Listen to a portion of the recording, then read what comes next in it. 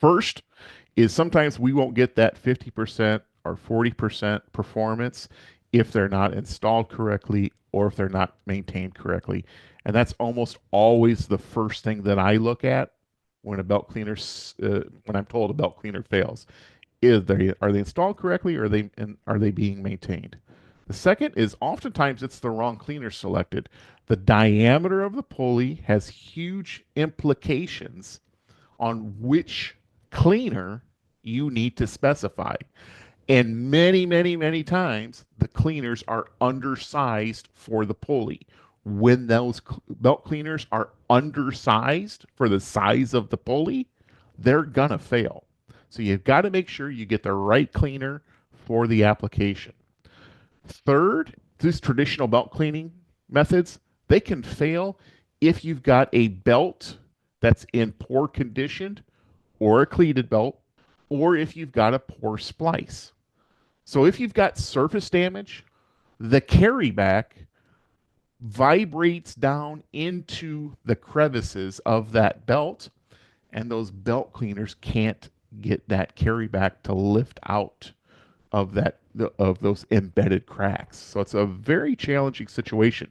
The other thing is the splice. We need to make sure that we have a good splice. Good splice is defined as uh, vulcanized. If it's not vulcanized, we can use mechanical clips, but they should be skived. And if they're not skived, we want to make sure we're using the right size clip for the belt. We want to make sure that our belt cleaners have some sort of shock ring in them to work with that splice. And we could grind the leading edge of that splice down. All right, now sometimes the material characteristics can be such that these traditional belt cleaners can't get it off the belt. So really, really sticky fines, really, really wet fines, they can be more problematic. And as your material changes, those belt cleaners might not be able to keep up. And then finally, a reason why traditional belt cleaners can fall short is because there's varying acceptable levels of carryback. Traditional belt cleaners, we expect to get about 90%. And in some cases, that's not sufficient.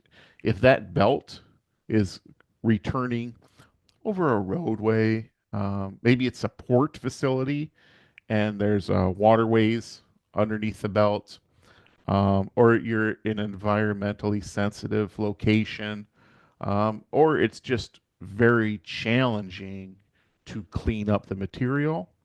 In those cases, you might want a better performing setup that will get more than 90%.